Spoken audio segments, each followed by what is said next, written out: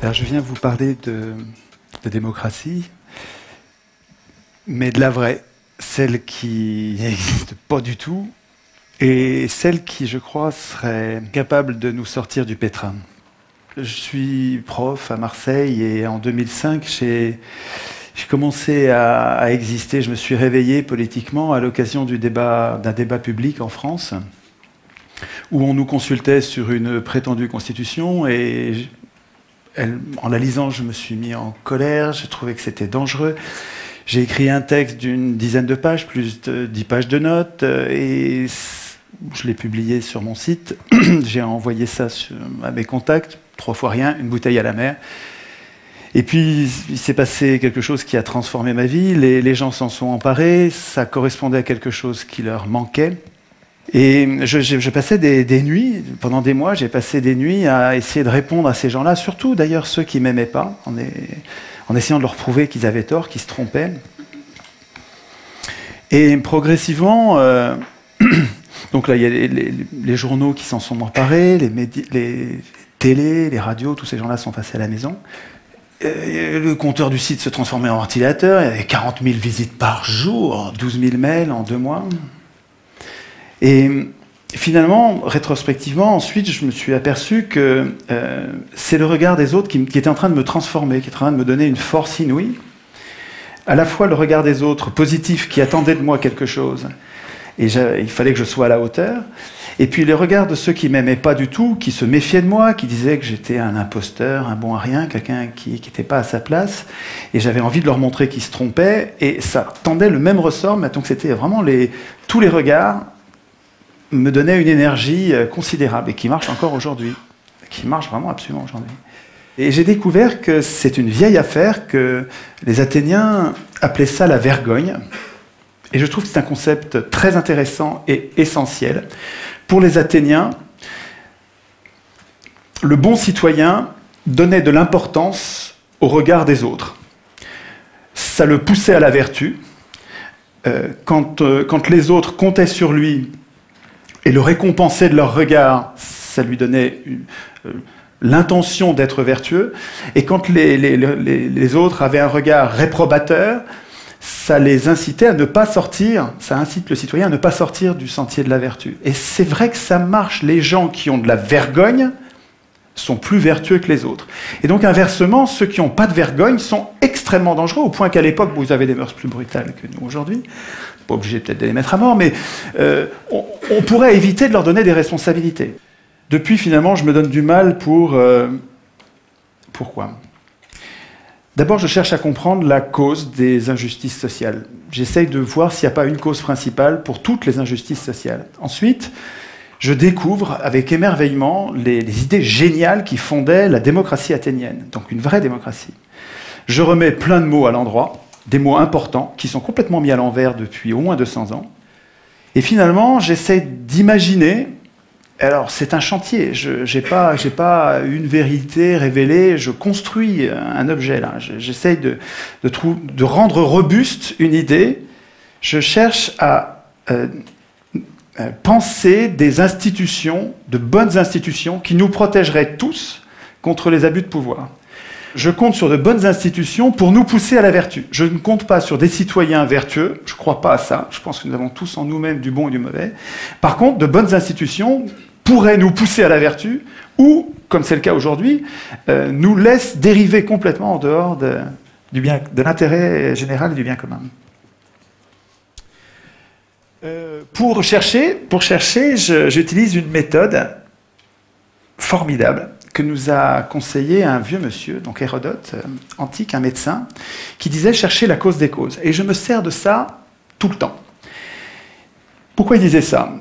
Il disait « quand on a un problème, quand il y a un mal à soigner, évidemment, ne vous en prenez pas aux conséquences. Vous ne réglerez pas le problème.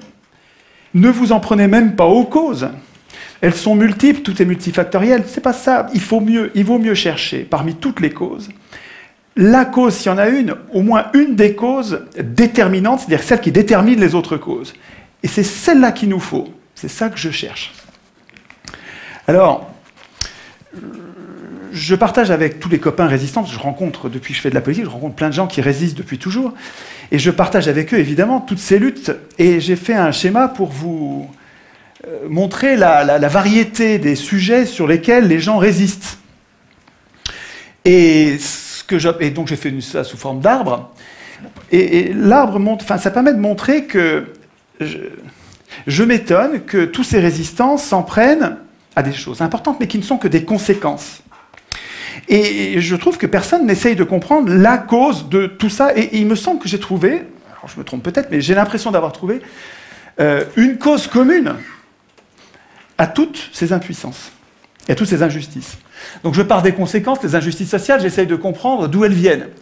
Il me semble qu'elles viennent de l'absence de contrôle des pouvoirs qui produisent une impuissance populaire, et je pense que s'il y a des injustices sociales, c'est parce que les gens bien, les gens normaux, n'ont pas le pouvoir de résister.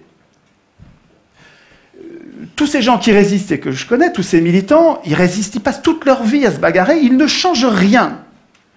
Comment ça se fait? Parce que leur impuissance politique leur interdit d'agir. Mais d'où elle vient, cette impuissance politique? Pour ce que j'en analyse, je pense que cette impuissance politique vient de la Constitution, du texte qui fait que les élus ne sont pas révocables, ils n'ont pas de compte à rendre, on ne peut pas choisir nos candidats, on n'a pas de référendum d'initiative populaire. De notre initiative, nous ne pouvons décider de rien. La monnaie, on la laisse privatiser parce que dans la Constitution, il n'y a rien pour obliger au fait qu'elle soit publique, etc., etc. Je n'ai pas le temps de développer, mais dans la Constitution, toutes nos impuissances sont programmées. Ça ne vient pas du ciel, c'est écrit quelque part. Alors, j'essaye toujours de comprendre quelle est la cause des causes, quelle est la cause de cette cause. Qu'est-ce qui fait que, partout dans le monde, toutes les constitutions programment l'impuissance des peuples? C'est pas un complot, ça peut pas être un complot, pas tout le temps et dans tous les pays. C'est pas ça, c'est autre chose. C'est un processus universel qui doit avoir une cause universelle.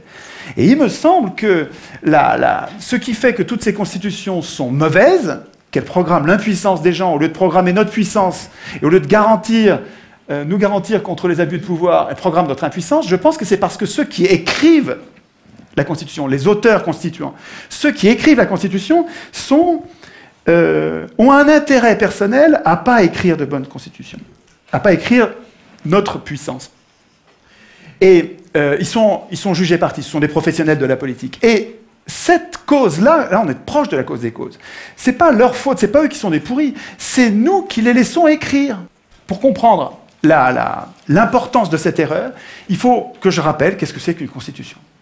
Les peuples, nous, depuis longtemps, depuis 2500 ans, avons besoin de mettre au-dessus de nous des représentants pour produire et appliquer un droit écrit qui nous protège contre l'arbitraire des plus forts. Donc ces gens-là sont très utiles, évidemment. Ils produisent un droit dont nous avons besoin pour pacifier notre société. Mais en même temps, ils sont très dangereux. C'est-à-dire que si jamais ils se mettent à abuser, s'ils se mettent à servir les intérêts d'une caste au lieu de servir l'intérêt général, ou s'ils se mettent à abuser du pouvoir en devenant fous, puisque le pouvoir les rend fous systématiquement. Oui, ça fait 2500 ans qu'on sait ça, quoi. Hein. Le pouvoir rend fou, tous les pouvoirs ont une tendance à abuser. Toujours. Montesquieu. C'est comme une loi physique implacable. Et il y a une idée géniale pour nous protéger de ça, c'est la Constitution. Alors la Constitution, qu'est-ce que c'est? C'est un texte qui est au-dessus des pouvoirs et qui ne sert pas du tout à organiser les pouvoirs. Les pouvoirs n'ont pas besoin de nous pour s'organiser, pas du tout. La Constitution, tous les citoyens devraient savoir ça. La Constitution, ça sert à affaiblir les pouvoirs. Ça sert à inquiéter les pouvoirs pour nous protéger, nous. Nous protéger, nous, contre les abus de pouvoir. Mais attendez, si les représentants doivent craindre la Constitution, il ne faut pas qu'ils l'écrivent eux-mêmes. Sinon, s'ils l'écrivent eux-mêmes, ils vont programmer leur puissance et notre impuissance. Enfin, un enfant comprend ça.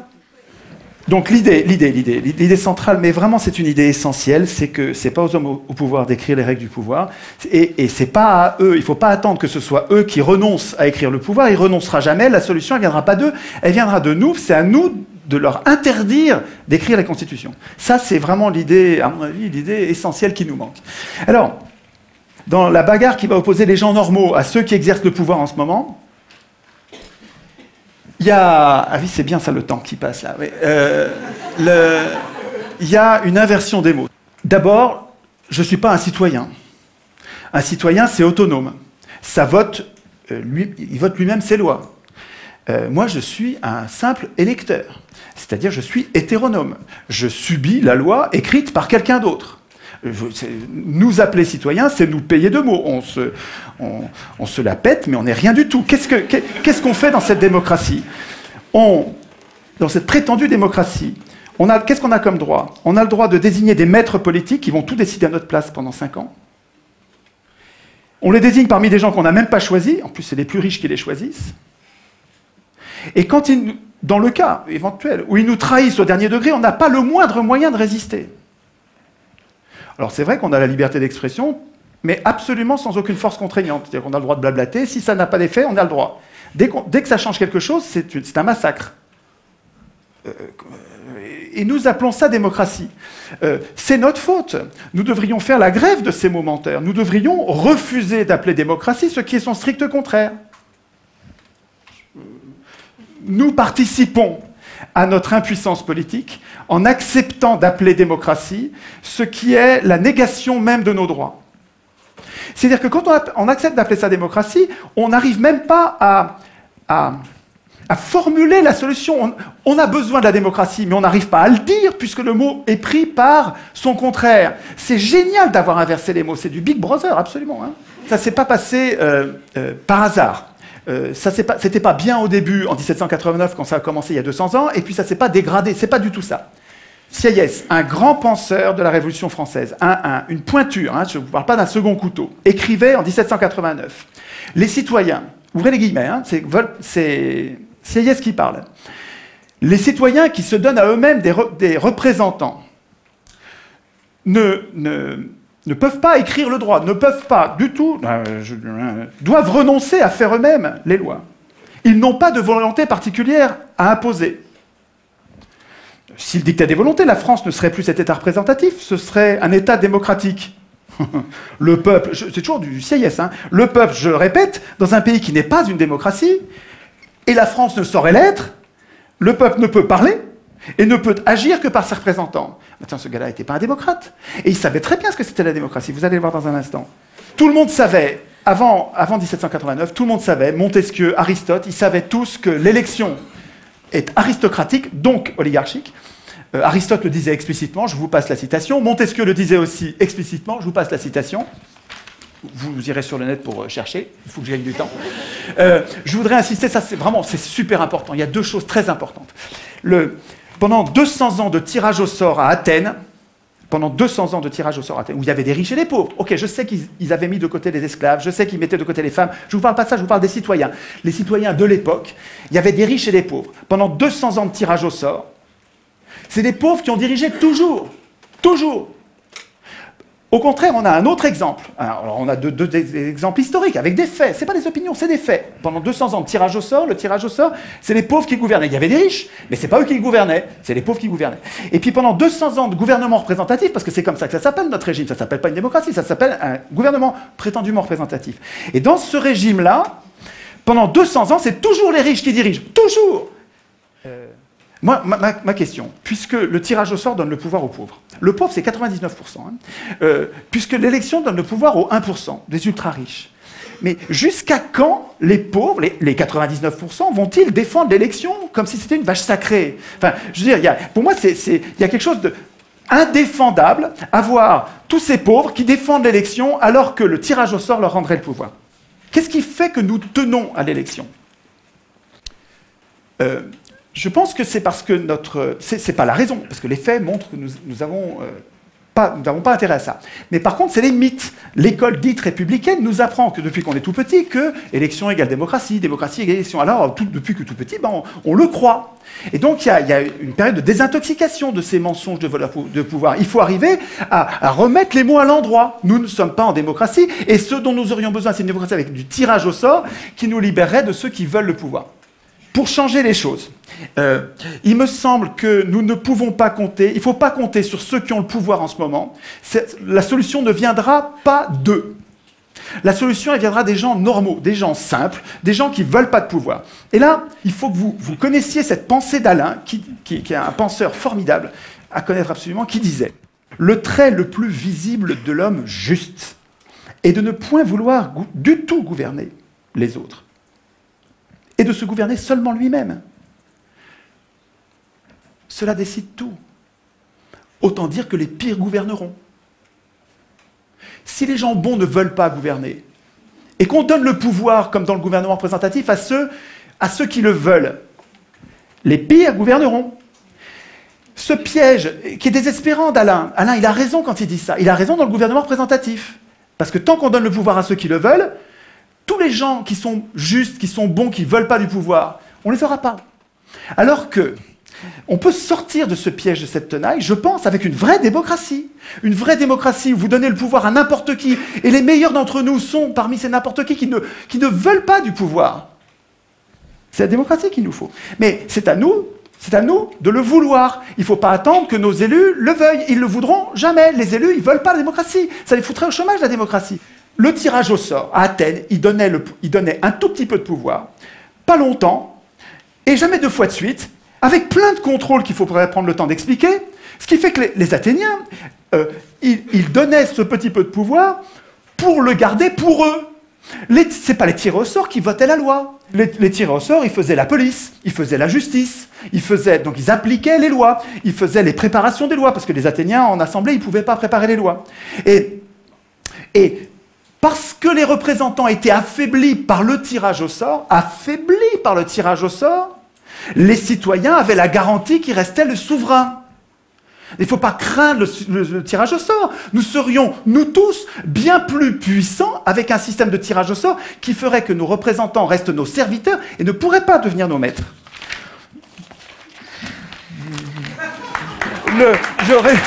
Un mot pour finir. Juste un mot.